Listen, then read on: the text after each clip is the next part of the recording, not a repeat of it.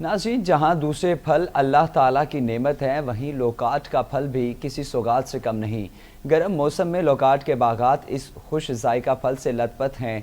कुदरत की इस नेमत के इस्तेमाल से क्या क्या फ़ायदे मिलते हैं, इसी हवाले से रिपोर्ट पेश कर रहे हैं शेख इमरान। गर्मियों का मौसम स्टार्ट होते ही पीले रंग के लोगाट के फल के बागात इस तरह सज जाते हैं जैसे दरख्तों ने सोने का जेवर पहन लिया हो। इस एक महीने के फल को हासिल करने के लिए सारा साल बागों की देखभाल की जाती है। बढ़ती हुई महंगाई और मौजूदा हालात के पेश नजर इस फल की काश्त करने वालों को कोई मुनासिब मुआवजा तो नहीं मिलता, मगर इस फल की अफादियत से इनहराफ भी नहीं किया जा सकता। लोगाट एक तुर्श और शीरीन जायके का हामिल फल है। मौसम गर्मा में आने वाले इस मजेदार फल के बेशुमार फायद हैं।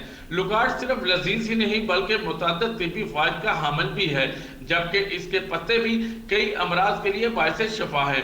लोगाट में vitamin A, B, vitamin C, folate, magnesium, selenium, sodium, zinc, copper और मेगा 3 और मेगा फैटी एसिड्स पाए जाते हैं, जो कि इंसानी सेहत के लिए इंतहाई मुफीद हैं। लोगाट का ये फल चंद रोज का मेहमान होता है।